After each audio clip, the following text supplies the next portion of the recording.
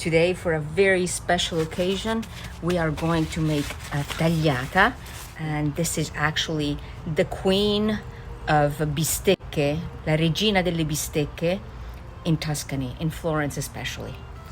You think this is thick? Oh boy. If you only saw the true bistecca alla Fiorentina made from canina meat, is even much, much thicker than this. Sara has already lit the oven. We have some nice coals there. With the help of this peel, I'm going to spread the coals out and just kind of break them up. Here's our grate, and it sits on these 4 feet, which elevates it, and we're going to place it right on top to heat up. We're just going to put a light drizzle of olive oil all over, and we'll do the same thing on the other side as well. Then we're going to put just a bit of fine salt, sea salt on there. And this fine one will kind of penetrate inside the meat. A little black pepper. And then finally some coarse sea salt as well. And we'll pat that in there really well. We'll do the same thing on the other side. Just a quick drizzle of olive oil. And of course we're outside, so we have some visitors that come. So some fine sea salt.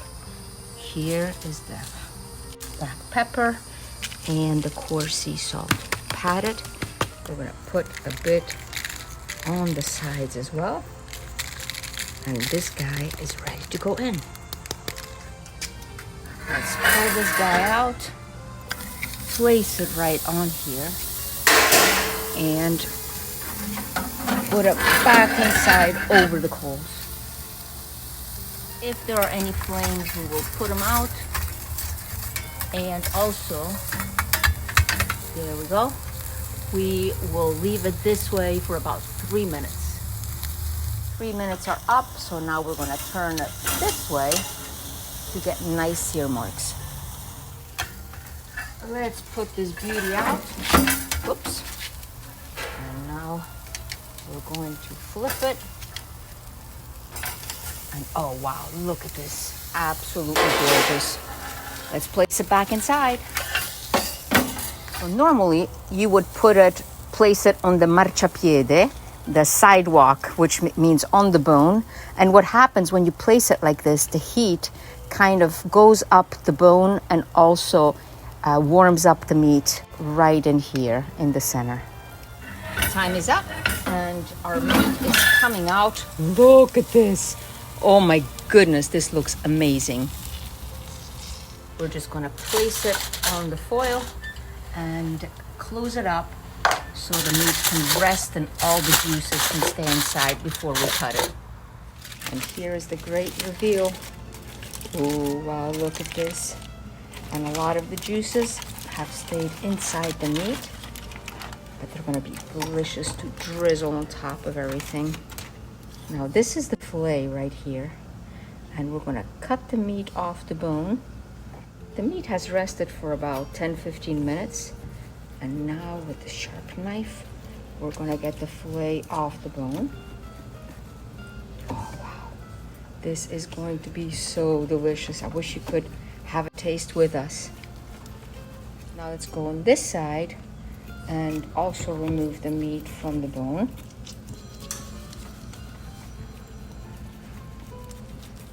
Let's look inside. Oh, this looks absolutely perfect. And over here, the fillet as well. Delicious.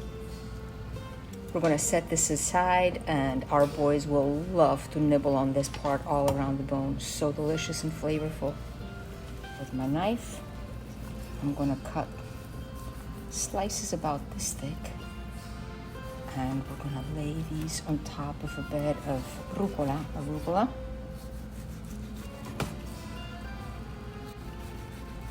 Oh, the aroma coming out of here is amazing. With the knife, we picked it up. We're gonna lay it right across here on this platter. We'll do the same with the fillet. We spread the meat out, and now we're gonna put this wonderful juice over it.